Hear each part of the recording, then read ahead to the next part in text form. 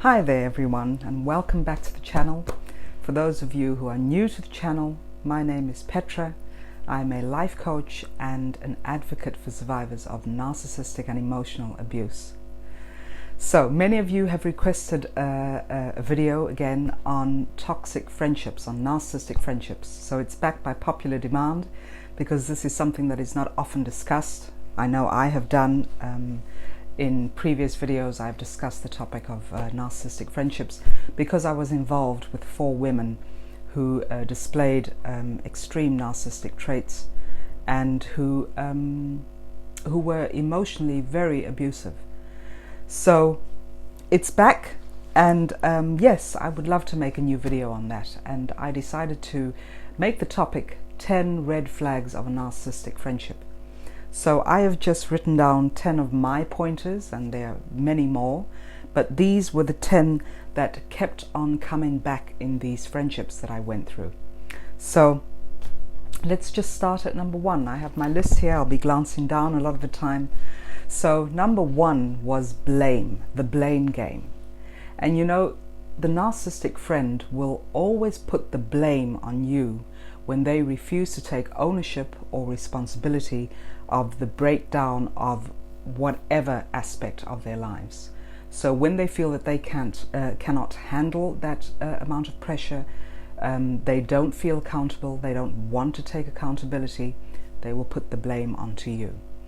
And you know, it can go as far as saying, well, my relationship has ended and it's you, it's your fault. If you hadn't been so connected to us as a third party in this relationship, then it would never have ended. So it is your fault that my relationship has ended.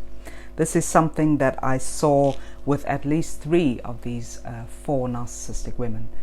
And you know, the true responsibility is your relationship has ended because of your bad behavior, because of your manipulation and your intimidation and being the drama queen and wanting all of the attention. This is why your relationship has failed. But again, the blame will be put onto you. Don't even take on that blame. You don't need to take ownership of that because it has nothing to do with you. If a relationship has ended, it always has to do with the 2 people who started it. So just, you know, that's blame that it's not constructive. There's nothing you can do with that. So this is a huge one, is blaming. The second one is that all of their exes and all of their former friends will be labeled as crazy.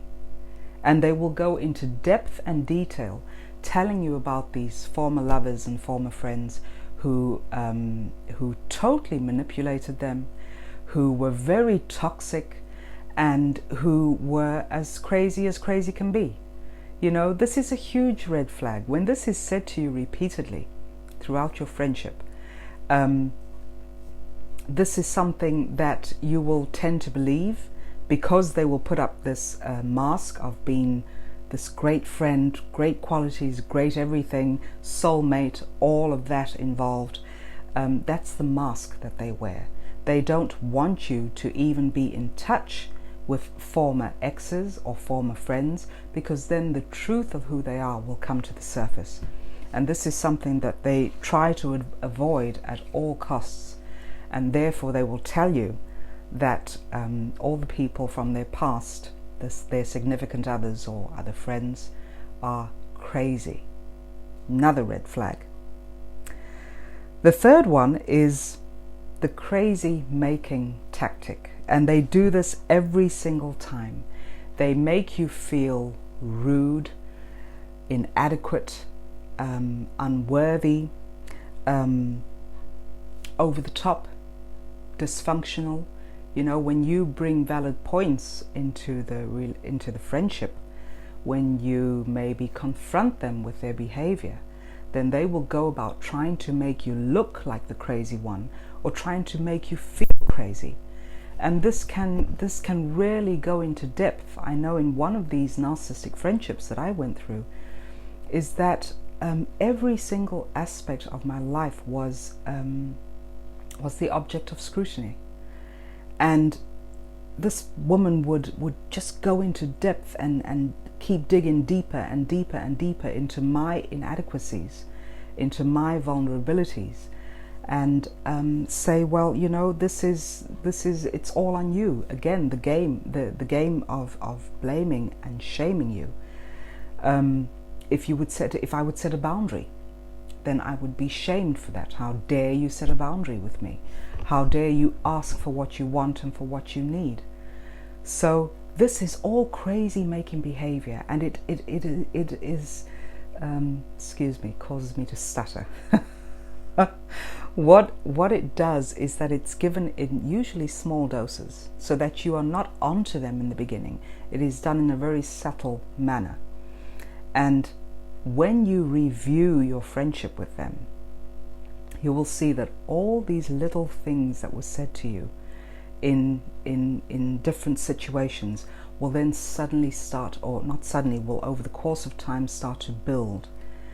And this is how they get to make you feel even more inadequate. This is how you will feel that you are not worthy of their friendship, that you are not worthy of being a parent, that you are broken, that you are not functioning at a normal level. This is all part of their crazy making tactic. They do not stand for boundaries. They do not stand for confrontation.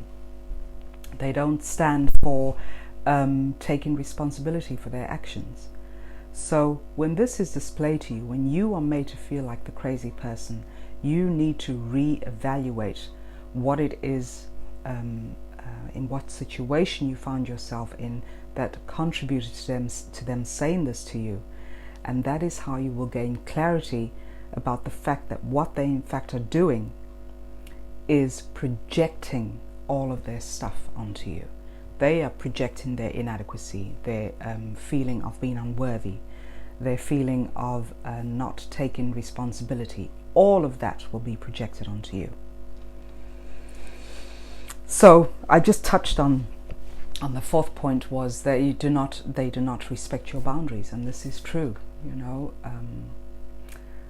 so many times I felt that the friendships were wrong for me, and I felt that there was something going on, but I couldn't put my finger on it. So every time that I would be met with a snide remark or a very passive aggressive attack, then I would try to set a boundary. And when I would set those boundaries, then again I would be met with the crazy making tactic of making me feel like the person who had it all wrong, who was seeing things through a haze, that I didn't see things clearly. And again, you know, when you set a boundary, you have to be very clear about your boundary. You have to know where your boundary is. You have to know, this is me and that is you. And that is how you are able to set that boundary, to say, look, I'm setting this boundary to protect certain parts of myself. I'm setting this boundary to allow me to be my own person. And a narcissist will hold this against you. They hate the fact that you set boundaries. So you will see that when you do that and you're met with disdain, or you're met with anger or the silent treatment, that is a huge red flag. Boundaries do not sit well with narcissists. The fifth point is that they will always want to be the center of attention. Always. You know, it doesn't matter if you have the same qualifications. It doesn't matter if you have the same topics of interest. None of that matters, because all they want is for them to be the center of attention. And you will see this coming out especially when you are, say, in a larger group. And I know, again, this was true for me. If we were in a setting where there was a larger group of people, and we would open up a conversation on whatever topic, and we were deep into this conversation, and we were relaying our experiences, or giving advice, or giving tips, or just elaborating on our knowledge on whatever topic it was, then this narcissistic friend, former friend of mine, ex-friend, would have a way of totally demanding the room. So demanding all the attention be put back on her because she had the knowledge, because she wanted to relay her experiences and her wisdom. So she would want the attention to be back onto her. And she had such a way of doing that, commanding everyone's attention, and she would get away with it. And I remember towards the end of our friendship, this is something that I noticed. There was a particular setting that we were in, particular situation where there was a larger crowd of people. And every time someone in the group, including myself, would try to get a word in, the whole conversation would be redirected. She'd suddenly say, "Oh, look at what's happening over there," or "Did you see how that person drove into the parking lot?" Or some silly remark she would make, which would then interrupt the focus of the group, and everyone would sort of be distracted, and then she would step in and then take control of the whole conversation. So at the end of the day, it would all be about her.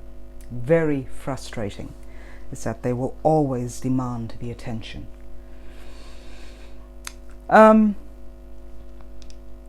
Another thing that you'll see, another red flag for narcissistic or in narcissistic friendships, is that they will fake being so concerned with your well-being, being so concerned with your emotional state. They will set up the props, so to speak, where you feel totally comfortable to share some of your secrets maybe, or to share your vulnerabilities, and to speak about your past at an emotional level. And they will fake that they are so invested in your emotional health and in what it is that makes you tick. This will seem as if you have found your soulmate. It will really seem that way. But the thing is, what a narcissist is in fact doing in this stage of the relationship is gathering information. They gather every bit of information that they know you hold dear and that you respectfully relay to them, and they will use that information against you. I have been through this so many times where I had shared confidential information and I thought that my information was safe with this person, and it turns out it wasn't. It was used against me at a later date. So, you know, this is another way of truly knowing. It's not only your intuition that you can follow, because my intuition was present throughout these friendships. My intuition kept on telling me, you need to stop this friendship, you need to get out, you need to back away. And I chose to ignore my intuition.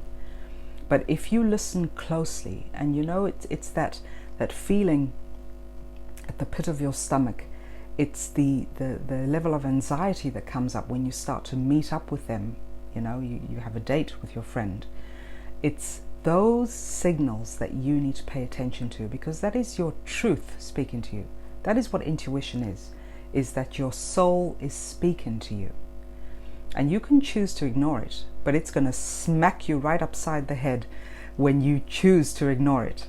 So the best way to go is to listen to that feeling and just follow its lead, because it is your essence that is speaking to you, your soul.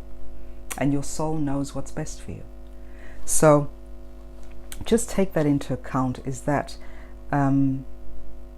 sharing your private information, confidential information, can be spread. They will use it in a smear campaign when they have discarded you, or when you have discarded them. It will always be used against you. And this is why it is so important to speak your truth, because when you own what you have been through, your traumas, your life experiences, when you own that, then there is no way that they can take that truth away from you. They cannot use that truth against you, because you have already owned up to it. The same way I did when I spoke on YouTube in very many videos ago. I spoke about my cocaine addiction and various other addictions that I had earlier on in life. just by talking about that, by owning that truth of myself, these narcissistic friends could not use that truth against me because I'd already owned up to it. So I had released all the shame and the blame that was surrounding those experiences in my life. The seventh red flag is the love bombing or seduction phase. You know, when you meet up with someone for the first time, and especially when you are developing a friendship with someone, you don't dive into it full on, full force. You just usually don't do that. It's building up a friendship is a process, and you get to know each other slowly and gently, and that's how you get the very intimate friendship, which is probably also what you are looking for, or what you were looking for when you met up with these narcissistic friends. And I remember with one of the friends, we had, just met for the first time, and within a couple of hours, she said to me, "I feel as if we're soulmates." And I thought, well, that's a strange thing to say. We've only been talking, conversing with each other for a couple of hours, but she said, "You're my soulmate." And a couple of days later, she disclosed to me that she had been praying to Jesus. She had been praying to him to allow someone with my presence into her life. And Jesus had answered all of her prayers. And I thought, oh, isn't that cute? Seriously, I was so touched. I thought, oh my goodness, she has been praying for a friend to come into her life, and I matched that description. Oh goodness, I felt on top of the world. It was, it was just the greatest feeling ever. And this is what they will do. It is a seduction that they put on you, a seduction tactic.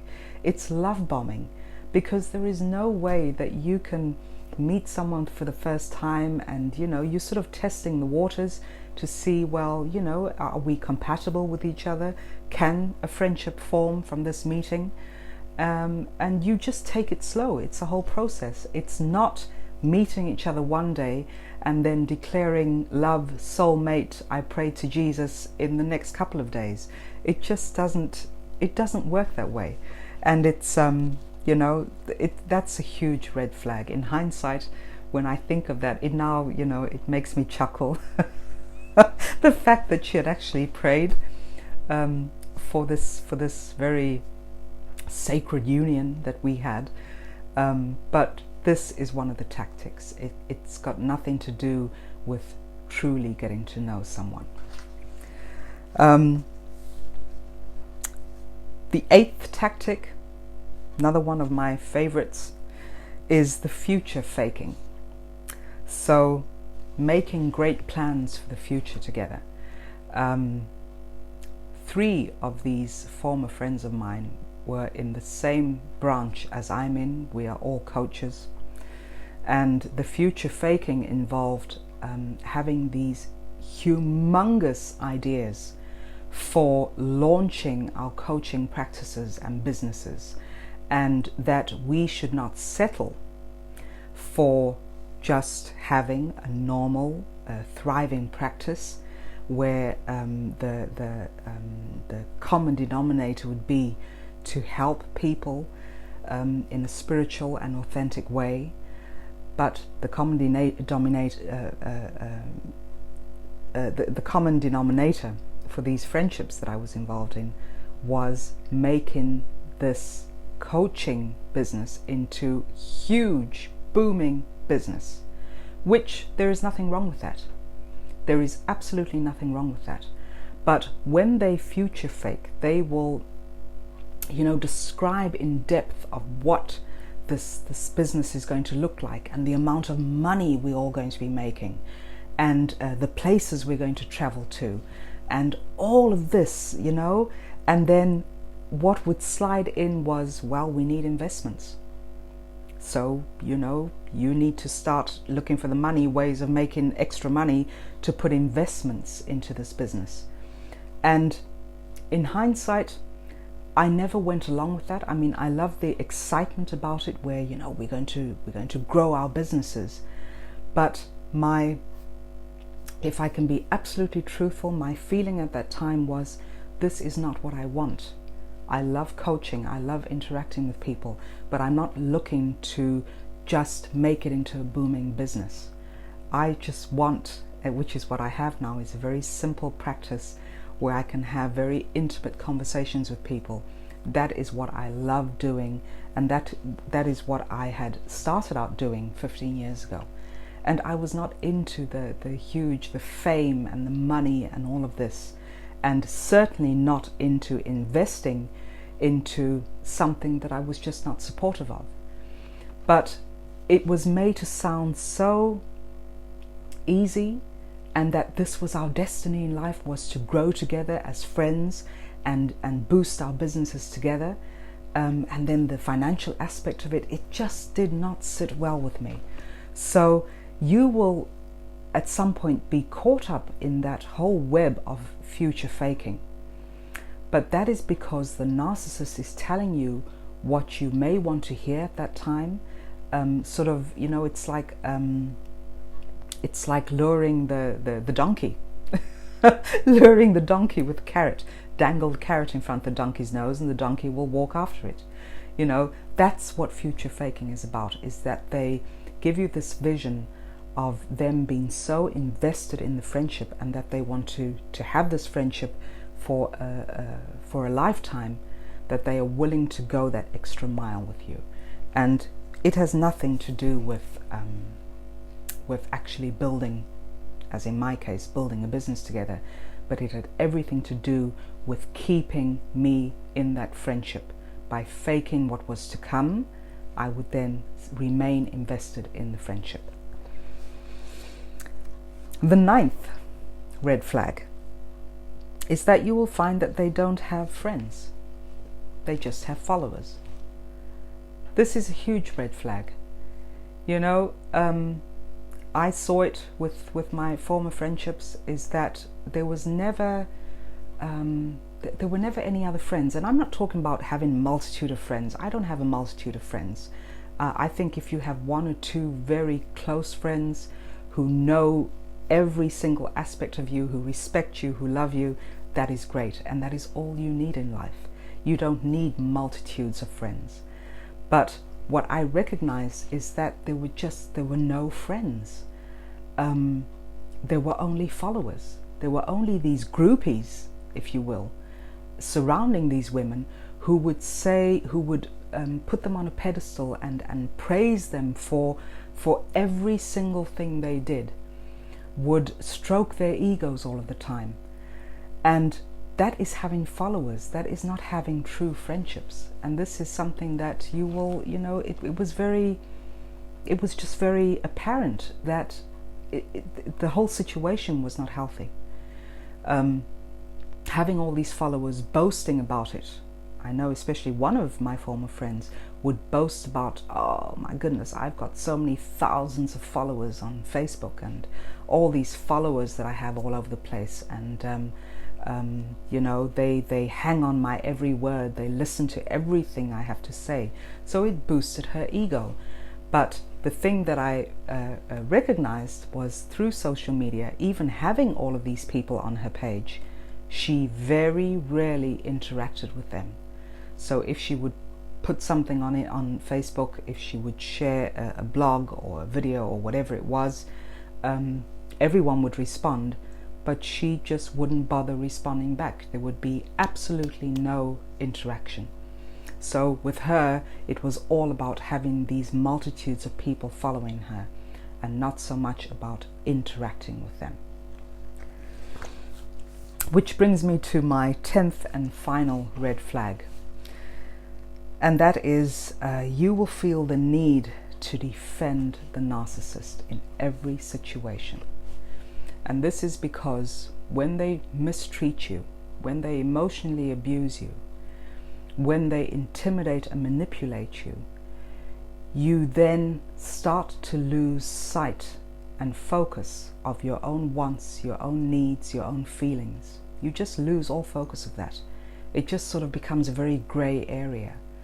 So you will tend to defend them in all that they do, because they have love bombed you, because they have seduced you, because they have manipulated you into believing that you are invested in a lifelong friendship. You will just lose all track of what it is that you want in life and who you essentially are. And this is how you will go about defending them. You'll make excuses for their bad behavior. You will say, well, they're going through a rough period, or they're not feeling well, or they're going through certain challenges in life, and that is why they are just not emotionally connected to me at the moment. You know, so I've done it myself. We all do it. We all make excuses for them. But it has to do with recognizing where is it where this person is not meeting your emotional needs, is not truly listening to you,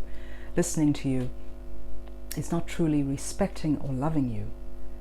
And when you can get clarity on that and realize that you also need to hold on to yourself, it's not about basing your whole life on someone else's life.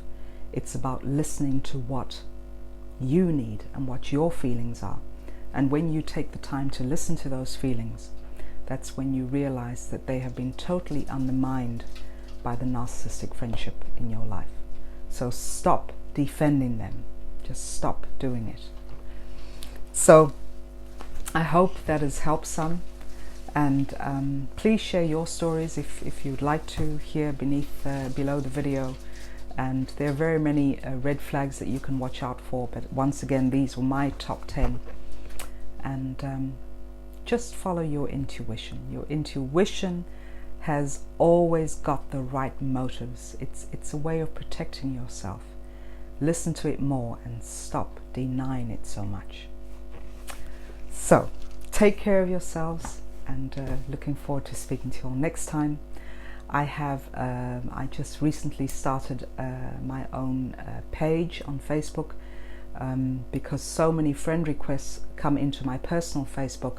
I haven't been able to respond to everyone or to add friends, and so what I've done is just started a page, Petra Van Dale Life Coach it's called, and you can come onto that page, you can join, you can, you know, just interact with each other, thrive together. If that's what you'd like to do, I'm going to put the description to the page, or the link to the page here beneath the video. Thank you all again for watching. Take care of yourselves, and speak to you all very soon. Mwah! Bye now.